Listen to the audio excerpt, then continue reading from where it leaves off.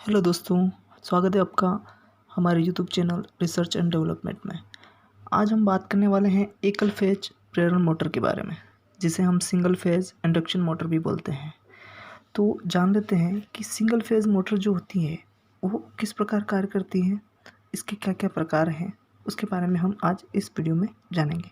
Single phase induction motor जो होती है वह सेल्फ स्टार्ट नहीं होती, यानी कि वह स्वतः स्टार्ट नहीं होती।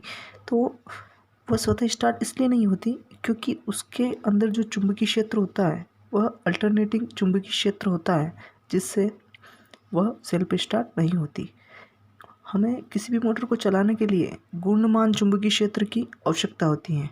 तो घूर्णमान चुंबकीय क्षेत्र हमें कैसे प्राप्त होगा, उसे प्राप्त करने के लिए हमें दो फेजों की आवश्यकता होती है, यानी कि सिंगल फेज से हम घूर्णमान चुंबकीय क्षेत्र उत्पन्न नहीं कर सकते। यानी कि घूर्णमान चुंबकीय क्षेत्र उत्पन्न नहीं होगा तो हमारी मोटर जो है वो सेल्फ स्टार्ट नहीं होगी। तो हम घूर्णमान चुंबकीय क्षेत्र उत्पन्न करके किसी भी मोटर को सेल्फ स्टार्ट बना सकते हैं। तो अब हम ये जानेंगे कि घूर्णमान चुंबकीय क्षेत्र उत्पन्न कैसे किया जाता है। उसी के आधार पर सिंगल फेज मोटरों को नाम दिया गया है। सिंगल फेज मोटरों में सबसे पहली जो मोटर आती है वो आती है स्लिप्ड फेज इंडक्शन मोटर।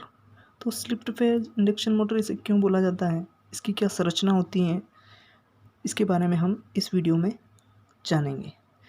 इसकी संरचना सबसे पहले जान लेते हैं। इस मोटर में दो वाइंडिंग्स होती हैं, स्टार्टिंग वाइंडिंग और रनिंग वाइंडिंग। और इसके अंदर एक सेंट्रीफ्यूगल स्विच लगा हुआ होता है और इसके अंदर एक रोटर होता है जो घूमने का कार्य करता है। तो सबसे पहले पढ़ लेते हैं number 1, running winding. Running winding जो होती है वह स्टेटर जो होता है उसकी गहराई में स्थापित की जाती है और इसमें उपयोग किया गया जो तार होता है उसकी वह थोड़ा मोटा होता है। यह स्टार्टिंग वाइंडिंग के तार की तुलना में थोड़ा मोटा होता है, जिससे इसका प्रतिरोध कम होता है, लेकिन इसका इंडक्टेंस उच्च होता है। इसे सीधे ही सप्लाई से जोड़ दिया जाता है, जैसा कि आप चित्र में देख रहे होंगे। दूसरा जो होता है वो होता है स्टार्टिंग वाइंडिंग। स्टार्टिंग वाइंडिंग जैसा कि नाम से पता चल रहा है कि यह मोटर को स्टार्ट करने का कार्य कर रही है।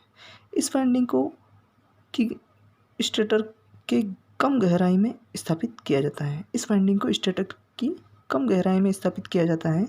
इसमें तार रनिंग वाइंडिंग की अपेक्षा पतले होते हैं और टर्न्स भी इसमें ज़्यादा होते हैं, जिससे इसमें प्रतिरोध बहुत अधिक होता है और इंडक्टेंस कम होता है।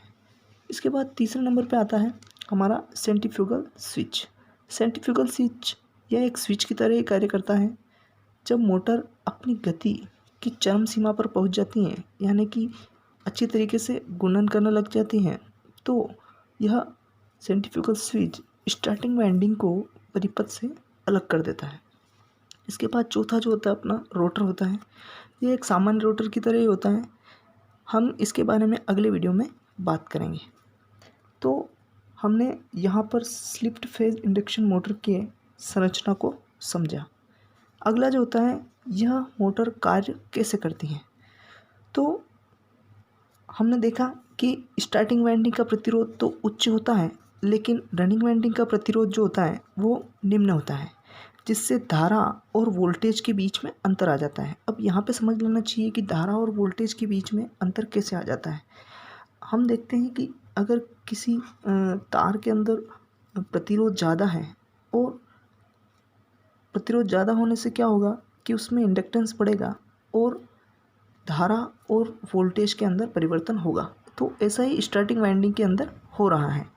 स्टार्टिंग वाइंडिंग के अंदर प्रतिरोध ज़्यादा है तो हमारा स्टार्टिंग और रनिंग वाइंडिंग जो है उन दोनों के बीच में धारा और वोल्टेज के अंदर अंतर आ जाता है।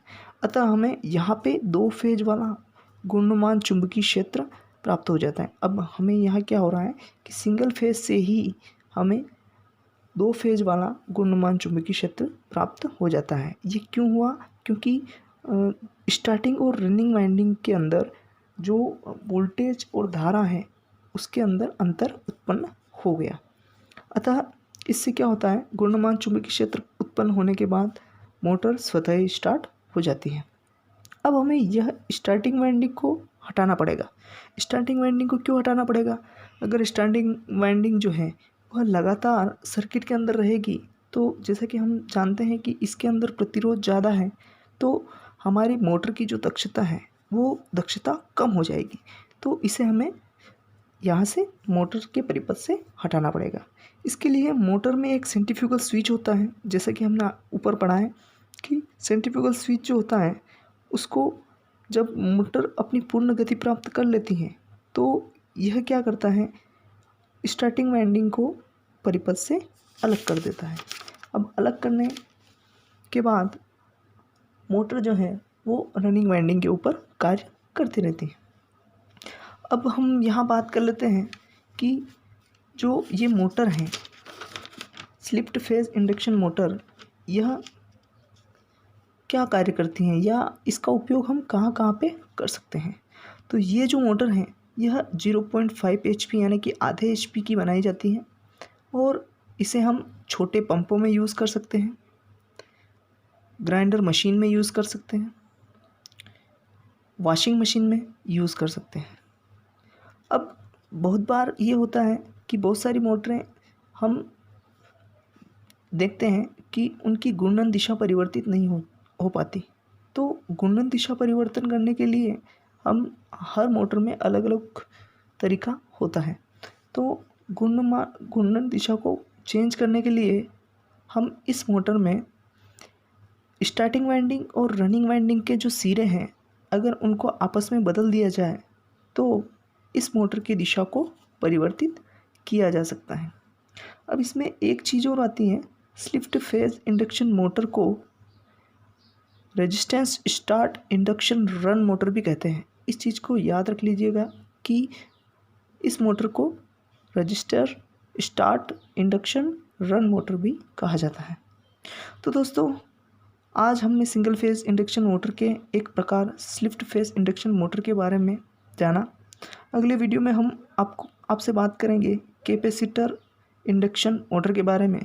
मैं आशा करता हूँ कि ये वीडियो आपको अच्छी लगी होगी। इसी प्रकार की वीडियो से जुड़े रहने के लिए हमारे चैनल को सब्सक्राइब कीजिए, लाइक कीजिए। मिलते हैं दोस्तों अगले वीडियो में, तब तक के लिए जय हिंद।